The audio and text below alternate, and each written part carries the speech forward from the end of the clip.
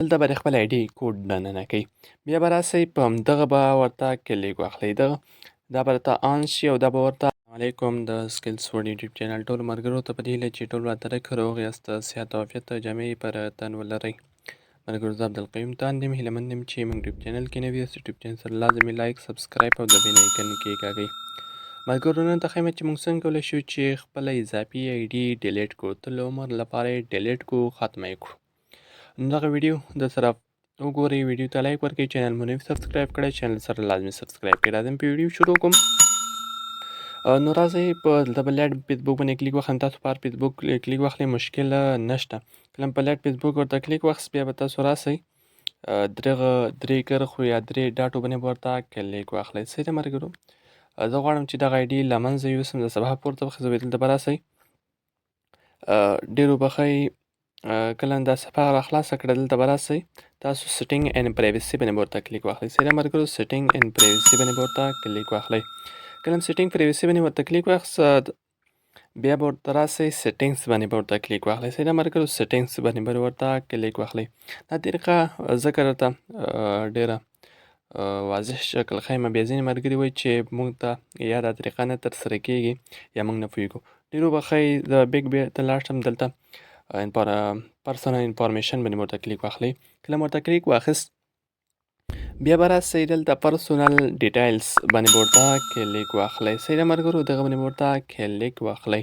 کله مو کلیک واخیست دلته به د آخري باندې ورته کلیک واخلئ. صحیح دغه باندې به ورته کلیک واخلو. کله مو کلیک واخیست بله صفحه راخلاصېږي، دلته به راسئ د دویم باندې به ورته کلیک واخلئ. دغه باندې به ورته کلیک واخلئ. صحیح ده ملګرو؟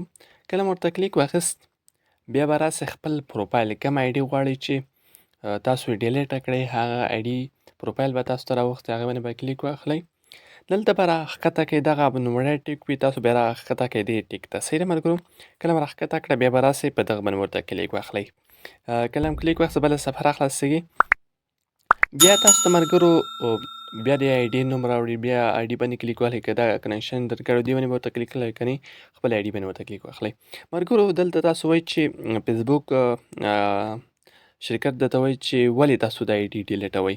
خامخا به یې دلته یو دانه هغه تاسو دننه کوئ، یو عامل به یې دننه کوئ. صحیح ده ملګرو؟ دا څو عوامل یې درکړي، زه نه غواړم چې دلته یو عوامل هم تر سره دننه کړمه، ځکه زه نه غواړم چې آی ډي ډیلیټ کړم، خالي یوازې تاسو ته هنر ښیمه. زه راځم په دغه باندې کلیک اخلم. کله مې کلیک واخیست دا صفحه به پورته وخیزوئ ملګرو، بیا به راسئ په همدې به ورته کلیک واخلئ. صحیح ده ملګرو؟ کله مو ورته کلیک واخیست ملګرو دلته یو خبره مو په یاد وي، دلته د آی ډي کوډ کوم آی ډي تاسو ډیلیټوئ هغې کوډ باید تاسو ته لازم زده وي، ځکه چې تاسو آی ډي ډیلیټوئ.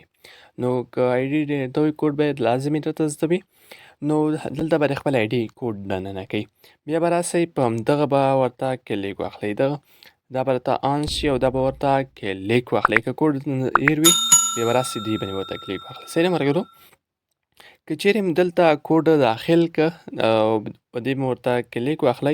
کله مو کلیک واخیست بیا سبمیټ باندې ورته کلیک واخلئ. تاسو ته یو هغه درکوي، میسج درکوي او درته وایي چې تاسو که چیرې دا فیسبوک آی ډي دېرش ورځو دننه کې ډیلیټ نه کړه ونه کاروله نو دغه آی ډي اتومات ډول ډیلیټ کېږي. صحیح ده ملګرو؟